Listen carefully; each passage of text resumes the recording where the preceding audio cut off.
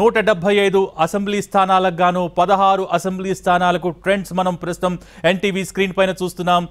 YCP 3 చోట్ల ఆధిక్యంలో కొనసాగితే టీడీపీ అభ్యర్థులు 12 చోట్ల ఆధిక్యంలో కొనసాగుతున్నారు. అలాగే జనసేన పార్టీ అభ్యర్థి పవన్ కళ్యాణ్ పిఠాపురంలో ఆధిక్యంలో ఒక స్థానంలో ఆధిక్యంలో కొనసాగుతున్న పరిస్థితి. ఇక 25 ఎంపీ స్థానాలకు గాను 7 చోట్ల ట్రెండ్స్ మనం చూస్తూ ఉన్నాం. దాంట్లో 4 చోట్ల 4 ఎంపీ స్థానాలలో టీడీపీకి సంబంధించిన అభ్యర్థులు లీడ్లో కొనసాగుతుంటే 2 చోట్ల బీజేపీకి సంబంధించిన అభ్యర్థులు లీడ్లో కొనసాగుతున్నారు. కేవలం ఒక స్థానంలో వైసీపీకి సంబంధించిన అభ్యర్థి లీడ్లో కొనసాగుతున్న పరిస్థితి. రాజమండ్రి నుంచి పురంధేశ్వరి ఆధిక్యంలో ఉన్నారు. నరసరావుపేట నుంచి శ్రీకృష్ణదేవరాయలు టీడీపీ ఆధిక్యంలో కొనసాగుతున్నారు. నంద్యాల ఎంపీ టీడీపీ అభ్యర్థి బైరెడ్డి శబరి ఆధిక్యంలో కొనసాగుతున్నారు. తిరుపతి ఎంపీ బీజేపీ అభ్యర్థి లీడ్లో కొనసాగుతున్న పరిస్థితి అయితే కనిపిస్తోంది. ఇక మండపేటలో టీడీపీ అభ్యర్థి అసెంబ్లీకి సంబంధించి లీడ్లో కొనసాగుతున్నారు. కుప్పంలో చంద్రబాబు లీడ్లో ఉన్నారు. కొవ్వూరులో టీడీపీ అభ్యర్థి లీడ్లో ఉన్నారు. ఇక రాజమండ్రి రూరల్, నెల్లూరు సిటీ, మంగళగిరి నుంచి నారా లోకేష్ ఆధిక్యంలో కొనసాగుతున్న పరిస్థితి. ప్రస్తుతం బొబ్బిలిలో టీడీపీ అభ్యర్థి బేబీ నాయుడు ఆయన కూడా 2000 ఓట్ల మెజార్టీతో పైచిలకు మెజార్టీతో కొనసాగుతున్నారు. ఇక తెలంగాణకు సంబంధించి చూసుకుంటే 5 ఎంపీ స్థానాల్లో కాంగ్రెస్ అభ్యర్థులు, 4 ఎంపీ స్థానాలలో బీజేపీకి సంబంధించిన అభ్యర్థులు లీడ్లో కొనసాగుతున్న పరిస్థితి. అది కూడా మీకు చెప్పే ప్రయత్నం చేస్తాను. మల్కాజ్గిరిలో ఈటెల ఆధిక్యంలో కొనసాగుతున్నారు. ఖమ్మంలో కాంగ్రెస్ అభ్యర్థి ఆధిక్యంలో కొనసాగుతుంటే మహబూబ్ నగర్ నుంచి బీజేపీ అభ్యర్థి డీకే అరుణ, అలాగే నిజామాబాద్ ఎంపీ బీజేపీ అభ్యర్థి ఆధిక్యంలో ఉన్నారు. సికింద్రాబాద్ నుంచి కిషన్ రెడ్డి ఆధిక్యంలో ఉన్నారు. వరంగల్లో కాంగ్రెస్ ఎంపీ అభ్యర్థి కడియం కావ్య ఆధిక్యంలో కొనసాగుతున్నారు. అలాగే ప్రస్తుతం ట్రెండ్స్ చూస్తున్నాం. పూతలపట్లో కూడా టీడీపీ ముందంజలోకి వస్తోంది. టీడీపీ సంఖ్య పెరుగుతోంది. ప్రస్తుతం 12 స్థానాలలో టీడీపీ అభ్యర్థులు ఆధిక్యంలో కొనసాగుతున్నారు అసెంబ్లీకి సంబంధించి. అలాగే వైసీపీకి సంబంధించి వైఎస్ఆర్ కాంగ్రెస్ పార్టీకి సంబంధించి కేవలం 3 చోట్ల అభ్యర్థులు ఆధిక్యంలో కొనసాగుతున్నారు.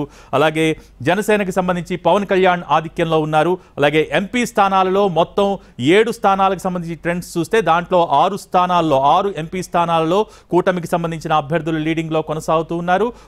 కేవలం ఒక స్థానంలో వైసీపీకి సంబంధించిన అభ్యర్థులు లీడింగ్లో కొనసాగుతున్నారు.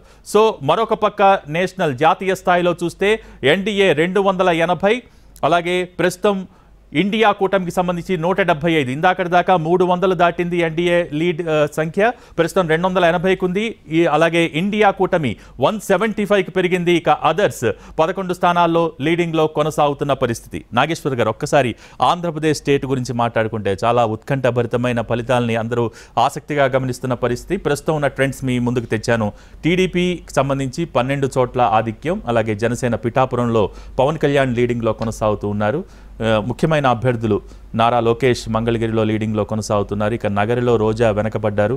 ఇక కడప ఎంపీ స్థానానికి సంబంధించి అవినాష్ రెడ్డికి, అంటే మొదట్లో షర్మిలకి ఈ పోస్టల్ బ్యాలెట్లో ఆధిక్యం వచ్చిన తర్వాత అవినాష్ రెడ్డి ఆధిక్యంలో ప్రస్తుతం 2000 ఓట్ల మెజార్టీతో ఆధిక్యంలో కొనసాగుతున్న పరిస్థితి. అంటే ఈ ట్రెండ్ ఊహించింది. నేను కడపలో నా అంచనా 10% ఓటు వస్తే షర్మిలకు భారీగా ఓటు వచ్చినట్లు లెక్క. అది Kadapa assembly segment, Pulivendula assembly segment మించి పెద్ద ఓటింగ్ వస్తుంది అనుకోను. మీకు నగరిలో రోజా కూడా బాగా తీవ్ర వ్యతిరేకత ఉంది స్థానికంగా. ఒక పార్టీలో కూడా అంతర్గతంగా కుమ్మలాట్లు ఉన్నాయి. అందువల్ల అది కూడా ఎక్స్పెక్టెడ్గా సీటే. ఈసారి ఖచ్చితంగా లోకేష్ పవన్ కళ్యాణ్ అసెంబ్లీకి వెళ్తారని అనుకున్నది. ఎందుకంటే పవన్ కళ్యాణ్ లాస్ట్ టైం 2 సీట్లు ఓడిపోయినా ఈసారి ఎంటర్ అవుతాడు. నారా లోకేష్కి ఇది ఒక టర్నింగ్ పాయింట్. ఇప్పటిదాకా ఆయన పైన ప్రత్యర్థులు చేసిన ఆరోపణ ఏంటి, నా ప్రత్యక్ష ఎన్నికల్లో గెలవలేదు, నామినేటెడ్గా వచ్చాడు, దుడ్డుదాన వచ్చాడు అన్న విమర్శలు వచ్చాయి. అందువల్ల లోకేష్ మంగళగిరిలో గెలవడం ఆయన ఎస్టాబ్లిష్ చేసుకోవడానికి, పొలిటికల్గా తనకు తాను ఎస్టాబ్లిష్ చేసుకోవడానికి ఒక కీలకమైన పరిణామం అవుతుంది. ఎందుకంటే లోకేష్ గెలవడం అంటే చంద్రబాబు నాయుడు తాను ముఖ్యమంత్రి కావడం ఎంత ప్రాధాన్యత కలిగిన అంశమో, ఆ తర్వాత